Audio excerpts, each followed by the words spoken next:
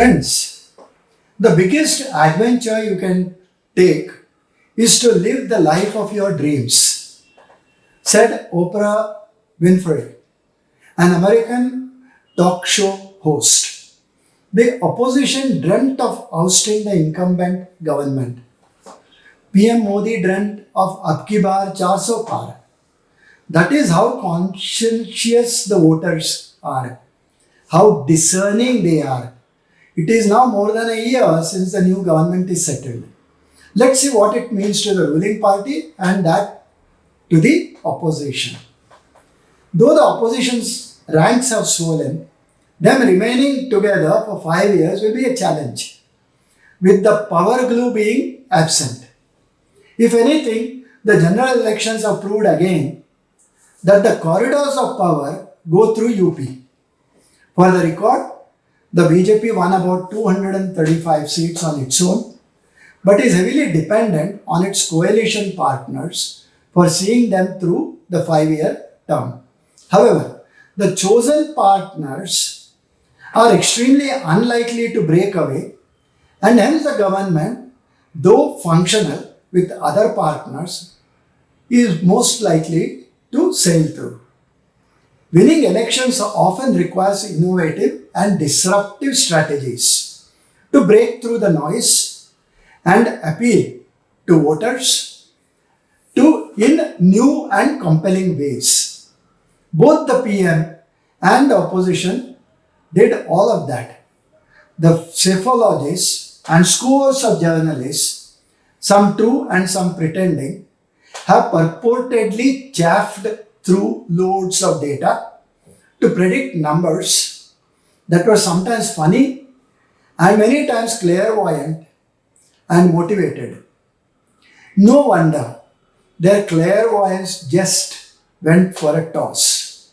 Whatever happened to the voters or to the crores the media channels invested in IT tools and their research teams?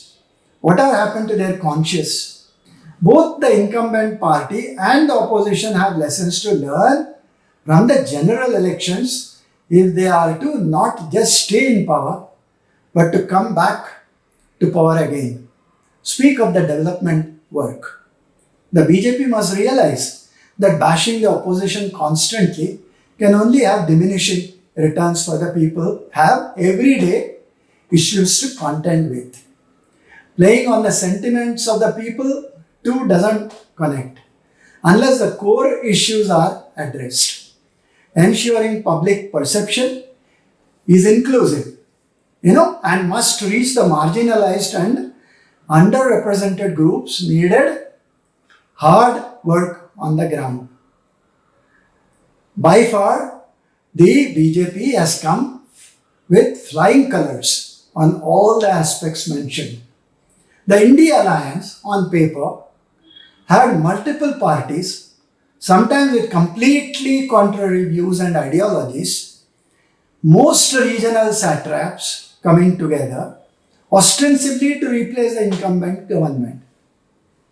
In true sense, no party had the majority to form the government by itself. Alliances don't work when partners flex muscles.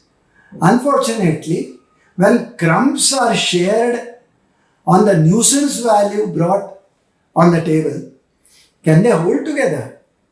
The incumbent knew this and exploited the chinks as only their party could. Is the Congress as a party on the path to recovery? Maybe or maybe not. The latter is more true. For a beginning, keeping the flocks together is itself a challenge. With just about 100 seats won on its own, it will be an uphill task to keep the partners together. PM Modi leveraged technology and data analytics as only he can to identify and target specific voter segments. That said, he also tailored messages that resonated with different groups. Didn't he say India Alliance aims to play musical chairs with the Prime Minister's seat? in Patliputra, Bihar. In the same breath, he drew parallels between the spirit of Prayagraj and the modern ethos when he said, the people here do not live under pressure from anyone, nor do they live in fear of anyone. The vitality I have seen in the people of Prayagraj is rarely found, and this is the temperament of today's India as well. He had conviction and verve to support. He presented innovative and bold narratives that differentiated the candidates from the competition. He encouraged voter participation in campaign activities as only he can. The elections saw the use of social media platforms to reach a broader audience. Both the incumbent and the opposition crafted viral content and engaged directly with voters. Both media cells implemented AI-driven tools to predict voter behavior, optimize the spending, and personalize the voter outreach. Both the IT cells, in a way, mastered micro-targeting as a strategy, tailoring messages to specific demographics based on their interests, concerns, and values. What the opposition probably failed to do was to focus on building strong local networks and engaging directly with community leaders and influencers. BJP is a well-oiled machine.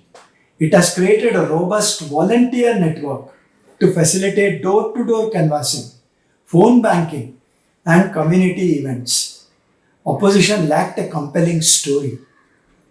Both the challenger and the challenged did indulge in some unconventional campaigning methods, including establishing temporary campaign offices in strategic locations to increase visibility and accessibility, organizing flash mobs and guerrilla marketing stunts, and created a buzz and attracted the media attention.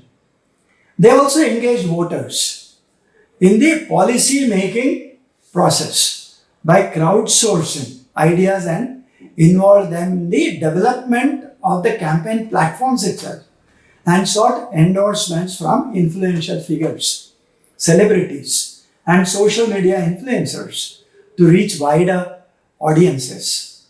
One strategy, however, that BJP did better was to establish a dedicated team to monitor news and social media, respond quickly to attacks, and manage, crises effectively and stay ahead of potential issues by proactively communicating policies and addressing controversies before they escalated. What now? JDU and TDP tilted the balance for BJP by choosing to align with them. Multiple possibilities exist as we go along. Much of that may happen. Much of that may not happen. And all that depends on the politics of the day. The key, however, is the party in power alone can call the shots. Once again, democracy has won. Have the people too won? They have. That is, also a debate for the news channels. The courts, as usual, have a busy schedule.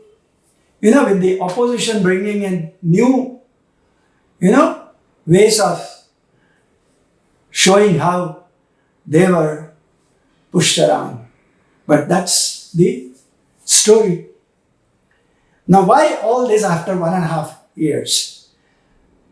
The answer is simple. There are multiple lessons that one can learn and implement, and the most important is how to play politics. Thank you, Dhanyavad and Namaskar, with a promise to be back the next Saturday.